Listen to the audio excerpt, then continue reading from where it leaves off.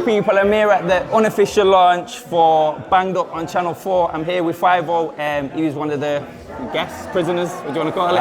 One of the guests, one of the best prisoners on it, man. The only Scottish man in Shrewsbury. Yeah, how did you find it, bro? It was good, mate. It was really challenging, but it was, because in my head I'm like, right, it's a TV show, going to be in prison, it's going to be like Big Brother. I'll roll with it, celebrities, fucking hell, it was like being back in jail. It was like, even with cameras there, man, it was just, within about a day I reverted back into jail type. Like, the screws are obviously hired to be there and act the screws. They are screws in real life, but screws out there. They're actual screws, or they're ex-officers. But they were brand new, obviously we were there to work together, but within about, when they first turned up, I went right into, I can't be seen talking to them. Back in the mode. Aye, because if somebody sees me speaking to them for too long, they'll hang on my grass.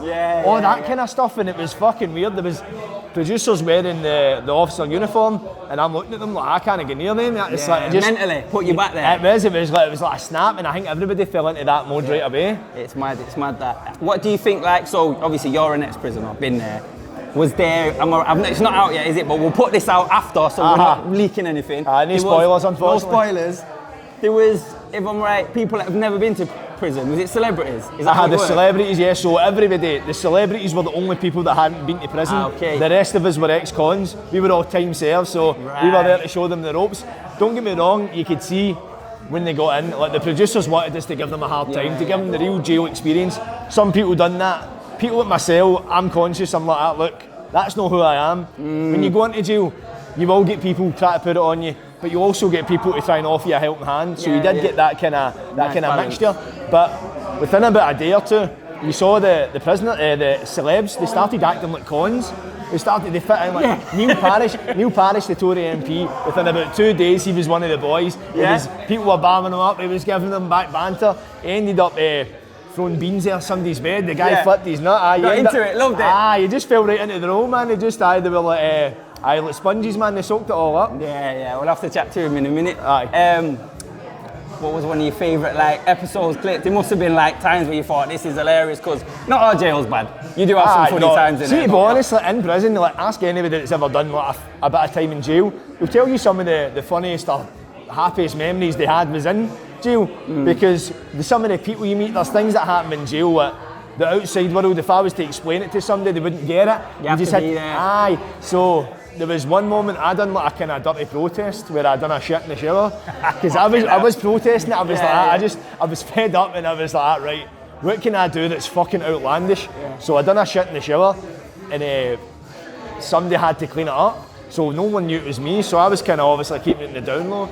The bold Neil went and donned a fucking hazmat suit, got down his hand and knees with a sponge and cleaned it up. I say that was a highlight of the moment for me, because obviously Neil, great guy in that, but he's an ex-Tory MP up in Scotland. That's the enemy. That's what's seen as the enemy. So the fact that I was Scottish and a Tory MP cleaned up my shit, for me, that was poetic justice. That's definitely. That's how it felt. That's how it felt, I felt I'd done that for Scotland. Definitely. That was a real sense of patriotism for me, you know what I mean?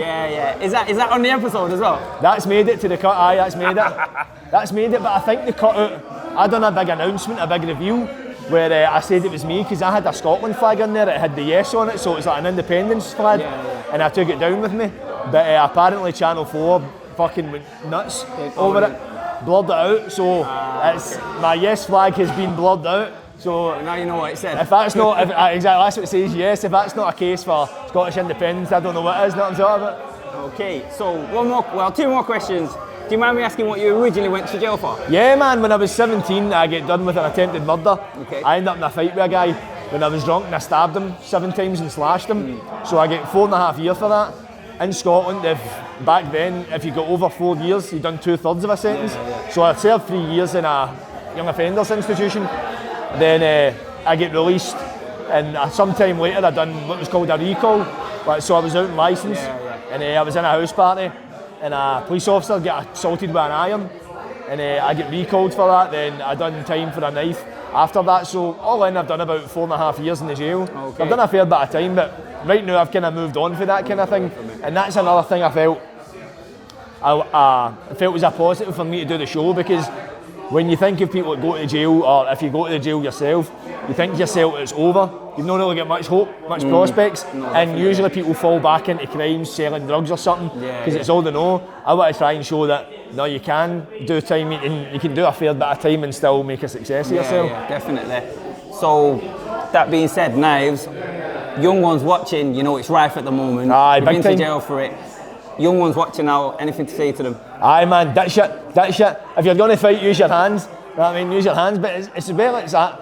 There's so many people I know. When I done my 4.5 year, I was 17. I met people that had used a knife once, one night, and they're still in the now, doing life sentences, man. It's like your life changes, and it's two lives change, because the person, if they die, and if you stab someone, there's no really any way back for it if they survive, because then they're coming for you. And most reasons why people are fighting, especially now it's all the gang stuff, the gang violence, and see when you're older, no cunt gives a fuck about it. It's just away from it, don't you? Exactly, man. It's just it's just a small-minded thing to do, and I'm not saying people who do it are small-minded, but it's like you're vibrating at a low consciousness, partaking in this thing. There's so much more to life than nonsense shit in your area. You know what I mean? There's so much, you've got so much potential, but people don't realise that. I think if you come from a poorer area, a working class area, that you need to be this stereotype, but you don't. You can be whatever you want to be. So people just need to be reminded they're worth a lot more than what people lead them to believe. Yeah, I love that. Thank you, bro. That's you young ones that are listening. You heard it from this man. This man, for the Scotsman. Listen to the Scotsman. Listen to the Scotsman. Thank you, bro. My friend, my brother. Thank you, my brother.